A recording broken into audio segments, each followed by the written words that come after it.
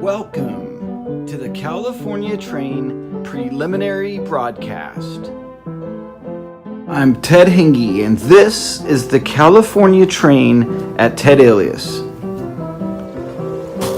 Welcome to the California Train Preliminary Broadcast. November 6th, 2018.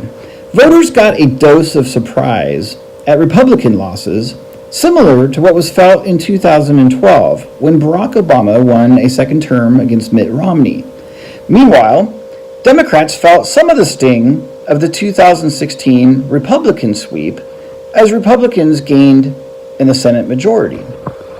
Unfortunately, California was deemed irrelevant nationally as the House majority call was made well before voting ended, and many of the races considered potentially pivotal fell silently to Democrats. Gavin Newsom took the governor seat, while GOP incumbent stalwarts like Dana Rohrabacher and Stephen Knight lost under heavy fire from big Democrat donors. Key lessons learned Tuesday the 6th are ones California conservatives must face and correct if the state does not continue to churn out the likes of Brown, Newsom, Maxine Waters, Ted Lieu, etc. First, California is a national disaster, and its conservatives must work to gain allies from the rest of the nation to help. Too many stood by saying they wished they could vote here, or California is finished, failing to realize much of the problem was simply non-existent funding for decent candidates. While international leftist billionaires threw money strategically into campaigns, our own nation's conservatives failed to recognize their potential impact if they had acted. The GOP strategy was to fund key incumbent races but discouraged providing candidates in many districts or funding for many of those who volunteered. As my whiteboard shows, of the 53 California House seats, those circled, 7, had no GOP candidates at all. The squares, 24, were where the GOP did not fund candidates. In short, the California GOP ensured 32 seats would not be won before the race began. The California Train on Twitter unified Californian conservatives. Many were fired up and involved, but too many were apathetic. In a world of retweeting, the Train gave me a unique insight into the pending disaster. Many claimed high levels of care, but failed to cooperate, show up, or even click in ways to help. Is it possible the blue state wins with an art of war sneakiness too many conservatives believe in? We are beat. California is blue. The state is gone.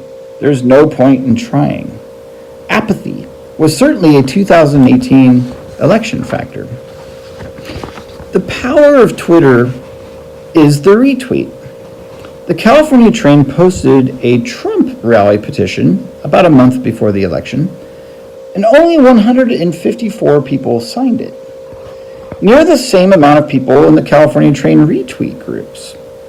Similarly, the California Train pinned tweet currently mentions asking Herman Cain to create a California division in his PAC. There are 27 retweets. Oddly, there are 35 likes.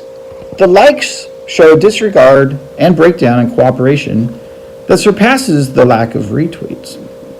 It shows a fundamental breakdown in our comprehension of the retweet. Conservatives don't want to follow. With actual support, the rally petition would have easily gained thousands of signatures and possibly some national notice. And 5 days from the election, afterwards, the PAC tweet should be trending in the hundreds, at least. What happens on Twitter makes news, catches the attention of leaders, and acts to influence events, if there is cooperation in promoting a message. While the train seeks to lead, it is only as strong as the cars attached. There is no other way to put it. Many of you ask for solutions. Many of you say you want California to come back. Many of you say you want to be in California train. Most of you have unhitched every time it goes to pull out. For a red wave, MAGA, KAG 2020 or 2022, we need to act like communists a little bit. We need to put down our pride and we need to follow. Step 1 for our personal points to victory. Learn to follow. Learn to retweet strategically. Secondly, conservatives must stay invisible is almost a modern mantra amongst California GOP. Bumper stickers may lead to tires being slashed. Anything Trump may lead to attack. Therefore, California conservatives have hidden in fear. Invisible. This is called being a victim or being bullied. This is not acceptable. Certainly not the spirit of 1776. We must become visible. We need to link our efforts to stickers, shirts, clothing, yard signs. This will require courage.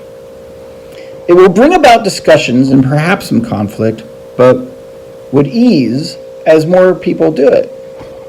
Step 2 is we must become visible. Last, we must learn to communicate our values, ideology, constitution, and ethics sensibly. It's time to hone our understanding of things and communicate in a manner that may convince the remaining reasonable people in the population that the current consensus is actually disastrous. After all, there is plenty of evidence of this. Step 3 is we must sway. Stay tuned. The California Train Show is being designed to help you stay informed, find ways to help those around you, and facilitate the use of Twitter and other social media to really make a difference.